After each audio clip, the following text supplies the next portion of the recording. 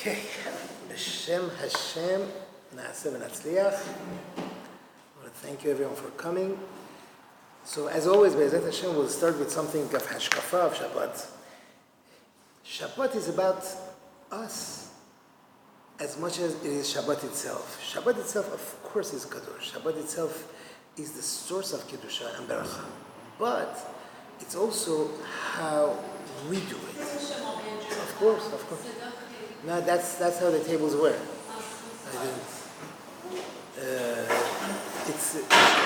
So Shabbat is all about how we do it, how we bring the Kedusha, how we make it Kadosh. We mentioned this Zohar before. Zohar Kadosh says, and a loose translation of the Zohar, it says that the lady, we mentioned this before as well, must light the candles of Shabbat with joy and with goodwill from the bottom of her heart. The more you do that, the better. He says because it is our prestige, it is our honor to bring honor for Shabbat. And it's a great zechut that a person creates for themselves and for their family, because this will bring a ner ha'olam. They will be the light for the world with Torah, with Yirat Shamayim, and they will increase shalom on earth. That's what the Zohar says. Continues. And it says there are things that happen, there are things that a person does when they light the candles. Two effects it has. Number one, the light of the candles will remove anything negative, sitra achra. Sitra achra means the negative powers from the house. The light of the candles will remove that. It says that's what brings depression and sadness and worry in the weekdays. And it brings the light of joy to bring happiness and jolliness into our homes. That's number one thing that the candle lighting does. It says, and the second thing that it does, it will be pores sukat shalom. It will spread that covering of peace that is made through these candles. And this shalom is not only here, it's also up above in the Beit Din of Shamayim as well. By us lighting the candles here for the Kavod of Shabbat, we are creating that shalom b'pamaliyah shel mala. That's the entourage up in heavens. What does that do? All the judgments, they become sweetened and they turn to chesed of Hashem. Could you imagine? We think, oh, candles, it does a lot more. It does a lot more. That's peace in general. Peace in general, not just for us. Correct. Chesed, kindness of Hashem will come down as opposed to the judgment. The world will be looked at in the glasses, let's call it, of chesed. And we have a focus on this stuff? Correct. Or without focus? When a person does it with joy, with happiness, and understands, listen, it's not just like, candlelight. Everybody's under pressure when it comes, to candlelighting. Let's go. And then, you're all tired. Okay, let me just light the candles and go rest. No. It's the opposite. It has to be totally the opposite. And we have to understand what this candle lighting does. It brings peace in the heavenly court. And as a result, it brings peace here on earth to protect us from trouble, from badness, and to, will be under the wings of Hashem, under the wings of the Shekhinah, that to forever, he says, Leha'ir panav itanu sela, to give us his enlightenment forever. That's an amazing beracha that we could have. An act of, to us, seems like a simple act of lighting a candle. It has so much meaning. It has so much power. It creates so many things that,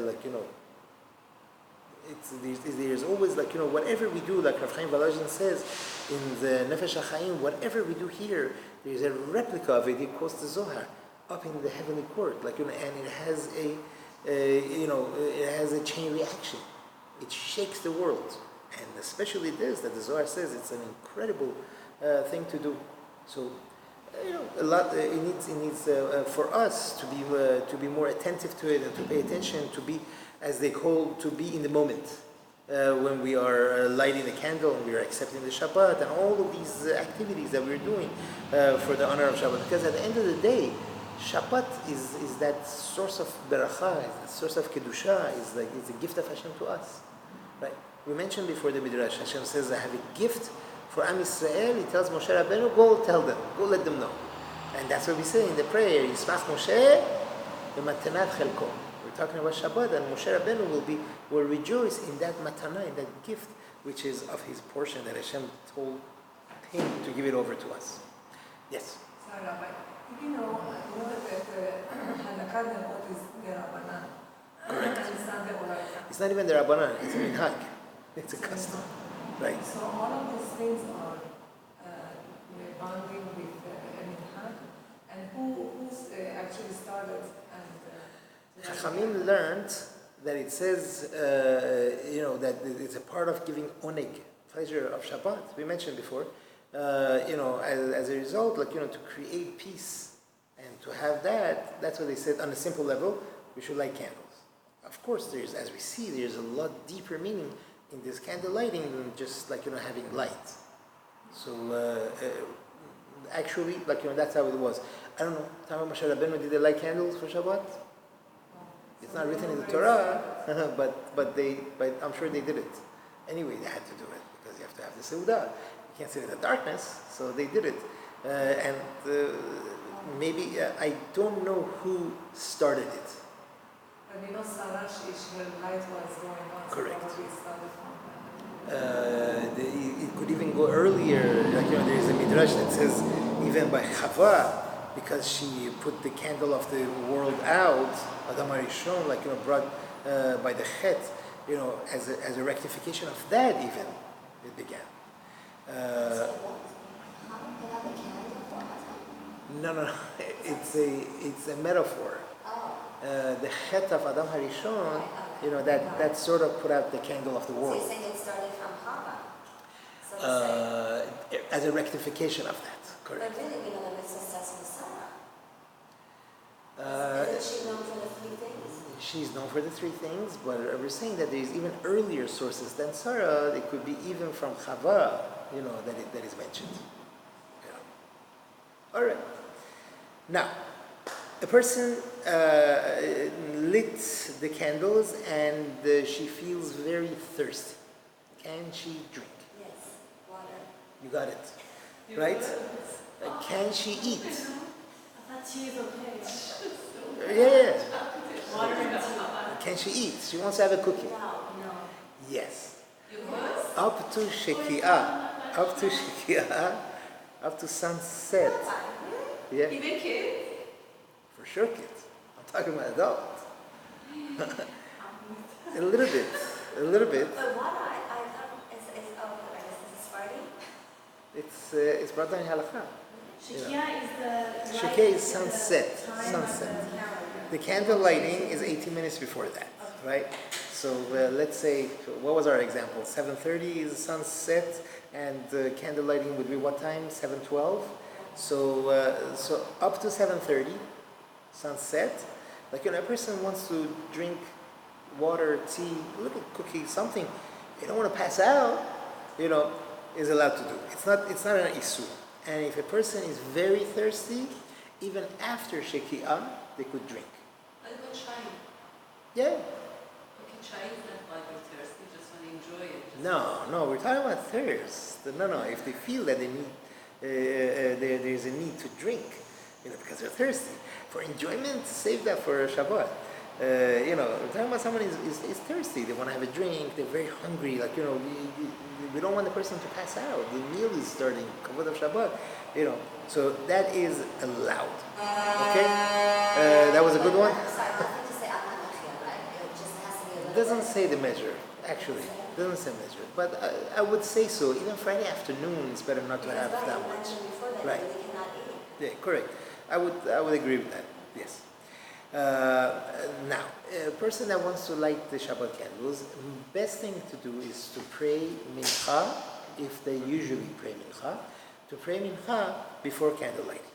Right? Ladies, they go with the minimum requirement of the Torah. The minimum requirement of the Torah is that a person should pray once a day. Like it says, we say in Shema, "Ul'odo b'chol levavchem."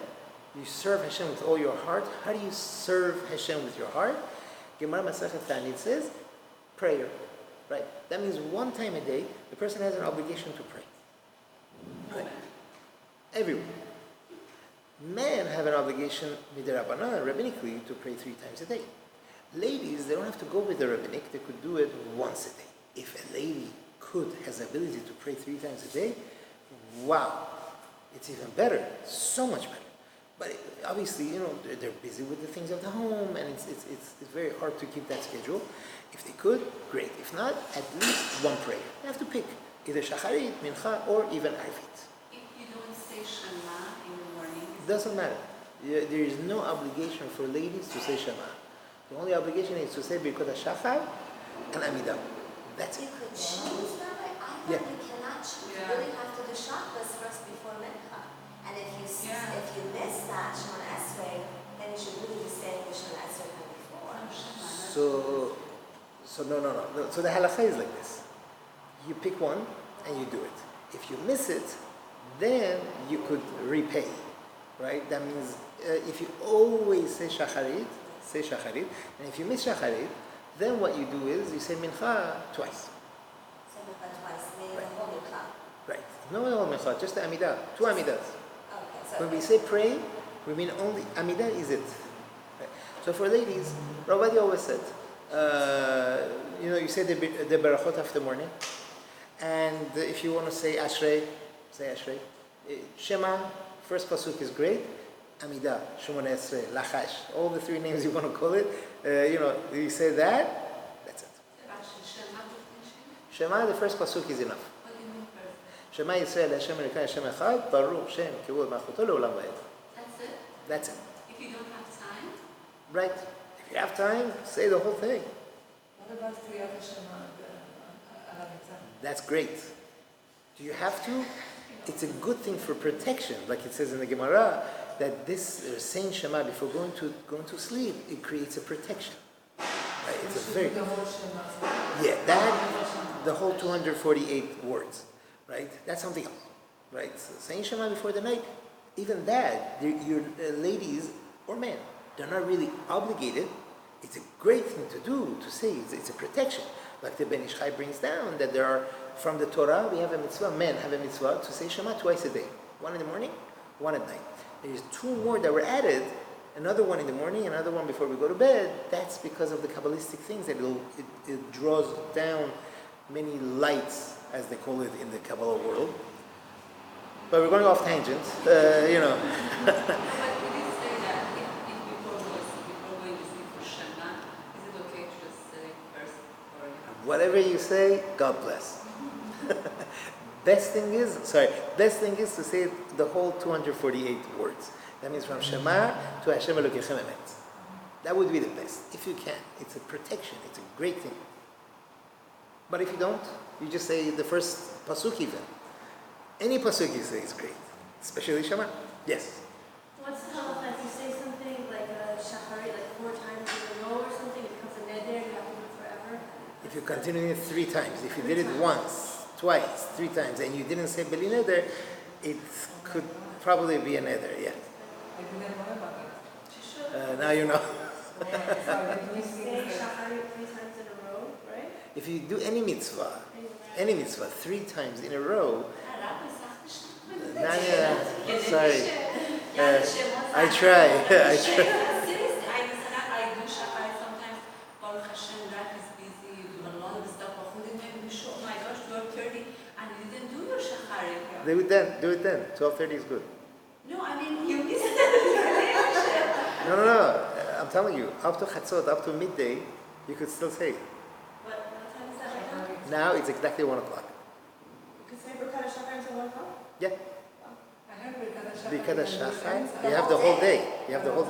But I'm talking about Amidah, Lachash, Shemona Esrei. Birkat HaShachar the whole day with bracha? I mean, it depends what part of prayer you prayed. Yes. If you prayed the Amidah, then you can't say Elohai Neshama. You know that. Because in Amidah, the second Baruch of Amidah is Baruch Atah Hashem Mechayeh Metim. That already you're appreciating your Neshama coming back to you. So then, and then you say, oops, I forgot to say Birkat HaShachar. Now you want to say Birkat HaShachar, skip Elohai Neshama, because that's the same thing, basically. So you skip that. But everything else, yeah, you have all day. I mean, best thing is the first thing in the morning, you want to appreciate Hashem for all the blessings. So what's the sorry, Rob, you said that if by, I don't know, some whatever reason, I'd say I was traveling, I missed Shabbos, you said if I, when I want to say Mincha, then I have to say Mincha twice.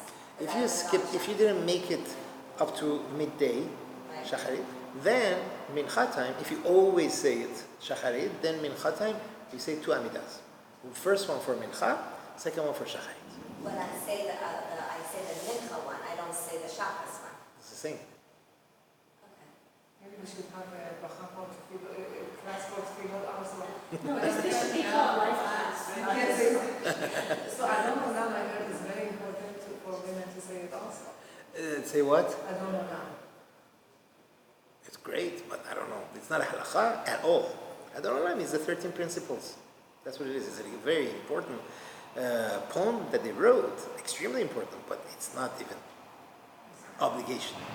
ببخشید بعد از ساعت 12 شو بارو شما میگی؟ Okay, that's something else. Baruch Shamar, ladies don't have to sing at all. Really? Right. So there is a big, there's a big machloket on this. It goes way back, between Rambam and the Tosafot. Sephardim, because there is no obligation, everybody agrees there is no obligation for ladies to say any of that. Only one time Amidah.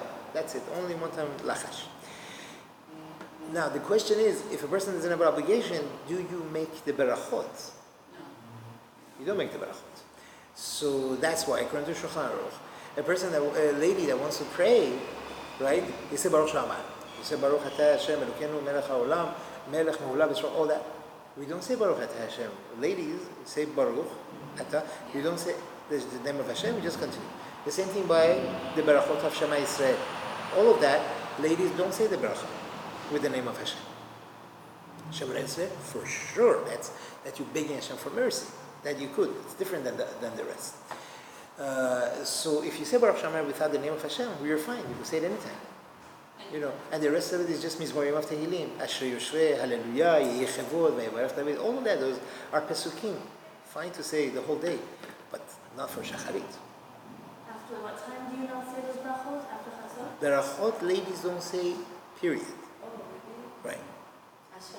Ashkenazim do, of course, because Rabbi Tam says, even if you're not obligated, you could still make a beracha on it.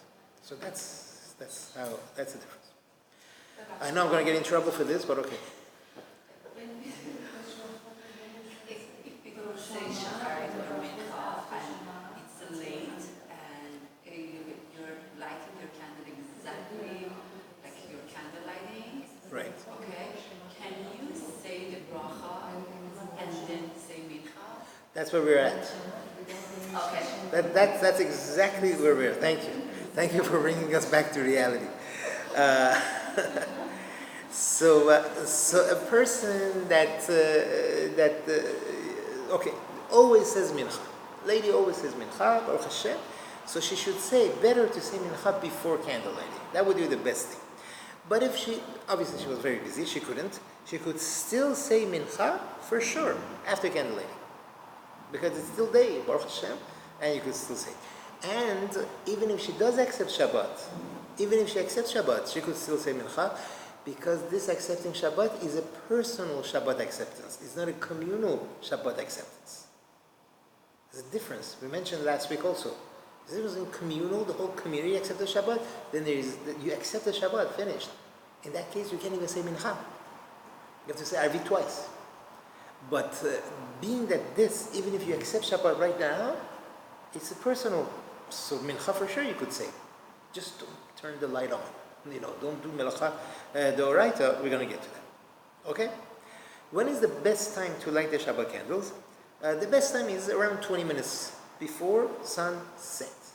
What they have is 18 minutes. Okay, around then. Perfect. But if a lady wants to light the Shabbat candles earlier, Baruch Hashem, she's zerang, she did everything that she needed to do, and she's ready. The earliest we said is Pelag HaMincha, that's 1 hour, 15 minutes before sunset. Okay? Nowadays, I think it's 6:36, something like that. 6:35. That's around the time, earliest time that one could light the candles with a bracha, obviously. And we mentioned, once you do that early, you need to accept Shabbat completely. Okay? Now, if a lady turned the candles on, lit the candles before that, she decided, 5 o'clock in the afternoon, perfect, I'm done. I will light the candles for the kavod of Shabbat. She is not Yotzei the mitzvah, right? So what should she do? She should turn her candles off and light them again, but don't make a bracha. Why not make a bracha? You didn't do the mitzvah. Because there is one opinion that says, if the candle was already lit from before, right, you don't have to put it out and relight it, because obviously, if this candle is lit for the kavod of Shabbat, it's lit for the kavod of Shabbat. We don't agree with that opinion. Everybody else says, no, you have to put it out and relight it. But being that there is an argument about it, we say not to make a bracha in this case. Right? If a person lit the candles too early, put it out, relight it without a bracha. Okay? So we have to pay attention to this. In Yerushalayim HaKodesh, I'm sure you've been, and you hear the sirens, right? Not chas v'shalom for the dangerous sirens, the sirens for Friday afternoon. So they have one for you to get ready, and they have another one for candle lighting. If you look at your watch, it is 40 minutes before sunset. You know that? Do you all know that? It's 40 minutes before sunset. If you're in any other city in Eretz Israel, Be'er-Sheva, Tel Aviv, Haifa, wherever you are, Bnei Brak, the siren is only 20 minutes before sunset. Why? Because there is an opinion that said this was the custom in Yerushalayim. And the truth is, many of the Chachamim that lived there over 100 years ago, 150 years ago, they all say, we never remember such a custom. Right? And that's why Rabbi was very against it. He said, don't do the 40 minutes. He says, it's great if you want to do 40 minutes, but what about winter? Winter time, he said, we see that it's so much pressure in every home. And if you make them light candles 40 minutes before, that extra 20 minutes that you're forcing them to light earlier, is going to cause a lot of stress. And what do we do? What do we do? This is how you want to go into Shabbat with stress? He says, don't force 20 minutes. If someone wants to light earlier, let them. But don't set it as because he says there is no basis for it. There is no basis for it. There is no basis for this thing to light the candles that early, to force people to light candles that early. I know, I've seen it. Everybody freaks out. They hear the alarm and they're all freaking out. Oh no, I gotta light. Little things that we need to do. It makes a psychological difference. Now, for sure, a person must be careful to light the candles. Don't wait until the last minute. Don't wait until like the 20-minute deadline. If a person can, definitely you should light earlier. And if they see it's getting later, they were very busy, Baruch Hashem, it's getting later. We said last week also, if you see it's within the next 5 minutes of sunset, not al-Lakanero, sunset, the sun is setting, Sheki'ah, then be extra careful because your watch, your clock might be wrong. Maybe the calendar is not precise. We're talking minutes before sunset. That's literally playing with fire. So a person should be very careful. If they have a doubt about the time, don't light. Don't light. It's not worth it. Chas v'shalom. To do Chilul Shabbat, just to light the Shabbat candles, let's not do it. Okay. So we should remove ourselves from any doubts regarding this. Sorry, Robert. Yeah. You mentioned that when you light candles and right that time, so you're doing the early showers. And remember you said that you all have to keep it. You can't say, I'm going to do halacha or whatever. You're not allowed to. So that applies to the whole family. No, just you. Just me? Okay. So Right. that means if I light, let's say 6:30, I'm lighting. Right. My daughter can give my husband the right to show. Yes, Oh, that's correct. okay. So We're going to get to that in more details. It applies to you, correct. Thank you. If chas v'shalom, it happens. It should never happen to anyone. Things got delayed, and the lady of the house, everybody is very, of course, it's such an incredible mitzvah. Everybody wants to perform the mitzvah, and they lit the candle. And unfortunately, later they found out that it was already Shabbat. We had this case, I think it was 2-3 years ago, someone actually this happened to. After Shabbat, they found out that it was after Shabbat. So it's like any other Chilul Shabbat, Chas v'Shalom. A person needs to do teshuvah, right? The steps of teshuvah is to vidui, charata, to regret what they did, and to have to confess and to accept in the future not to do it. And one of the best kaparot for this is to teach others to be more careful in the halachot of Shabbat. Where a person promotes Shabbat, that's the biggest kapara for this. Or coming to class for halachot Shabbat, that would be the best thing. Okay. What else can we say? Now there is a lot of poskim say that a person should turn off all the lights when they want to light the Shabbat candles. This way, you make a beracha, whichever way they want to do it. I'm not going to go into this at all. You want to make the beracha before, you want to make the beracha after. I'm not going to go into it, but whatever they do, to put out the other lights and then turn them on either before or after, and that beracha goes on all of it, basically. That's a good thing. Otherwise, you have all the lights lit up. So what are we doing with the little candles? How much light are they giving? But I can't do that. If I'm doing the early Shabbos, I can't go turn on the light after I light the candles. It all becomes one lighting. Imagine, you're lighting 2 candles. Your neighbor lights 7 candles. So you lighting 2 candles and that's it. You accept it pretty much, right? Earlier. She's lighting 7 candles. But wait a minute, as soon as she finished 2 candles, she's done. The other 5 candles, what's she doing? The answer is, it's all one lighting, continuous lighting. So the same thing here. You light the candles, you light the lights. All of it is all one doing. As soon as you're done, you're done.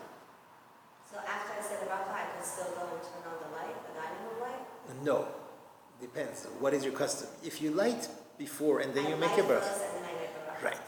So you light everything, light the candles, light the light, and then you make a bracha. I light the candles and the lights, And and then you they're make- on, and then I make a bracha. Correct. Even if it's within the half an hour, you can wait. Yeah, that's something else. We're talking about early Shabbat. That's the Rav Moshe Feinstein writes this. Rav Yaakov Kamenetsky writes this. This What is is on the timer? then done. Then you don't have to worry about it. It's off, and then it's going to come on. Yeah, it soon. turns on Yeah. its own. Yeah, no worries. Then you're good. Okay, I'm going to skip a lot of halachot here, and we'll continue on. If the beracha, some people have a custom that they say lahadlik ner shel Shabbat Kodesh. The correct way of saying it is lahadlik ner shel Shabbat. If someone says Shabbat Kodesh, don't scream at them. But it's better to say it correctly. Skip the Kodesh. We know Shabbat is Kodesh, but it's It not. doesn't say that anywhere. It doesn't say Kodesh. It doesn't say. But yeah, What's wrong with that? it's an added word. It's not part of the beracha. How come we learn it like that? I don't know. Honestly, I don't know. You have to stop. If it like again, Rabbi says don't scream at people that do it. It's okay, but it's better not. That's the language. How's speaking in it? Better not, right? Better not. But if you said it, it's okay. That's no. That's the answer really. Better not say it. If a person is adamant, come on, you go tell your grandmother. No, I'm saying you go tell your grandmother, don't say it. She's gonna kill you. So it's okay. Don't even tell her. But if you want to do it more correct, this is the more correct manner of saying it. Don't take the time to train us not to say it. Yeah. Because exactly, yeah, they say it all the time. Oh, this is what we learned. This is what I heard from my grandma, my mom. Right. It is a mitzvah to add from Chol to Kodesh. Where do we learn that? We learn by Yom Kippur. By Yom Kippur, the Torah says that you have to fast on the 9th day of Tishrei, of the 7th month, and on the 10th day. So the Gemara says, like, hello, you say 10th day and then you say 9th day also. What is going on? And the answer, this is Masachet Rosh Hashanah. He says that from here we learn that a person must add a little bit from the 9th day of the month to the 10th day of the month. That means the 10th day of the month begins at sunset. When it's sunset, Yom Kippur time, I think around 6:30, right? So you add even 1 minute. 6:29, you begin the fast. You've done a mitzvah from the Torah of adding from non-holy days to the holy day. Even 1 minute. And it works on the end also. Yom Kippur ends, let's say 7:30, 7:31 you do it, wow, you've added. It's less actually, but we do more. Tisha B'Av, there is no mitzvah because it's not a holy day. There is no mitzvah. We just have to make sure that we're fasting a complete day and night and day fast. That's different. We're talking about holiness, kedusha.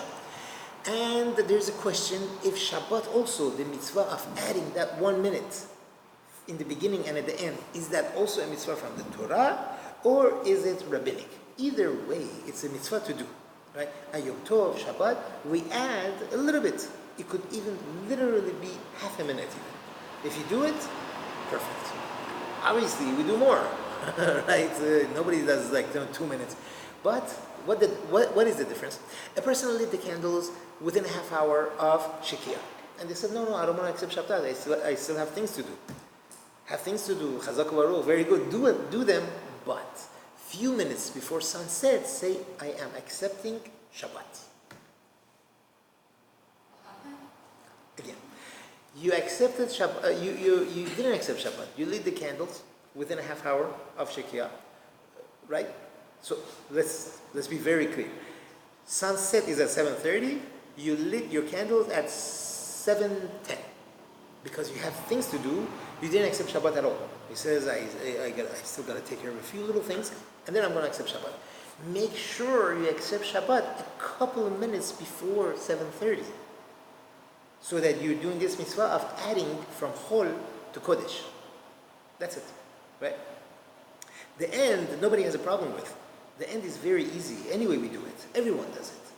Because really, when it's sunset, Shabbat is over. But we all wait at least 20 minutes, at least 40 minutes. What do you mean? Let's say if we light the candle in the... I'm talking about the end, after Shabbat. Yeah, 7:20, and we finish Shabbat at 8:20. That's already, you added an hour. No, you lit the candles at 7:20. Let's say sunset is at 7:40, let's say. So by 7:40 tomorrow, Shabbat is over, pretty much.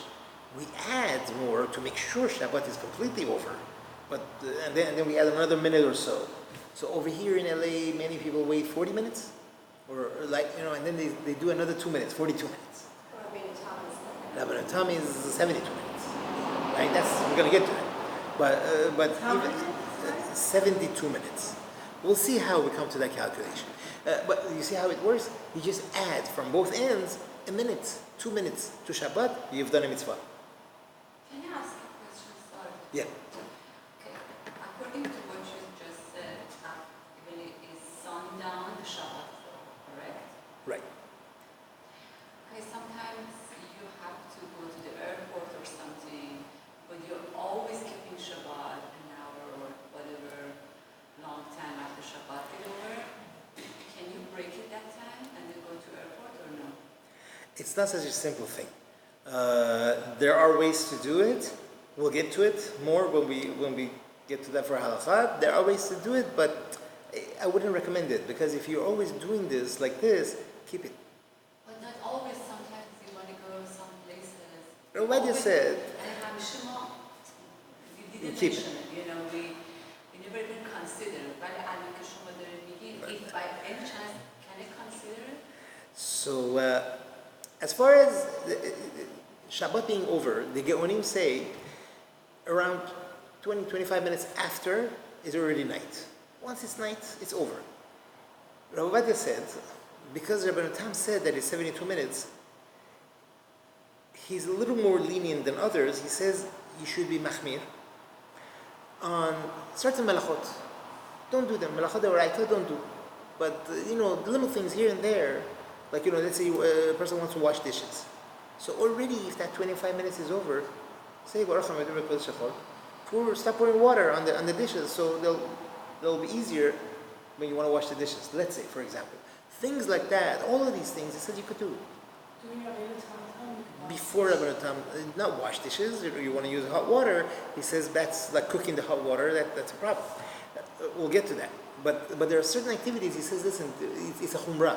Let's be machmir on the things that are absolutely from the Torah, and the rest, we could be lenient. Others say, no, you got to keep it completely.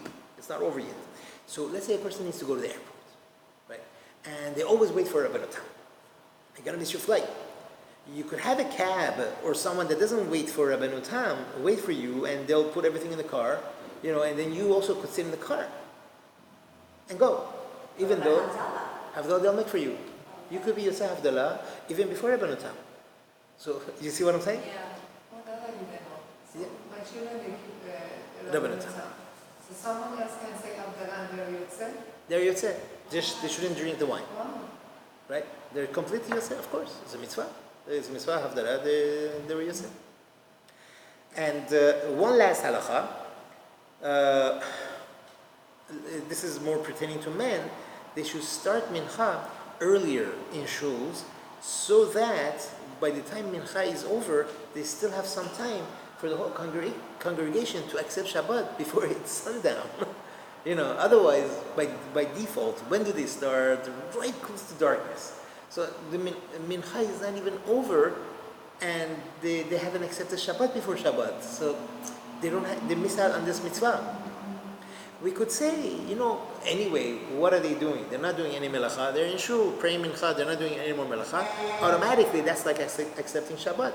But it's so much better. You say with words, I am accepting Shabbat 2 minutes, 3 minutes before Shabbat begins. That's even better. Sorry.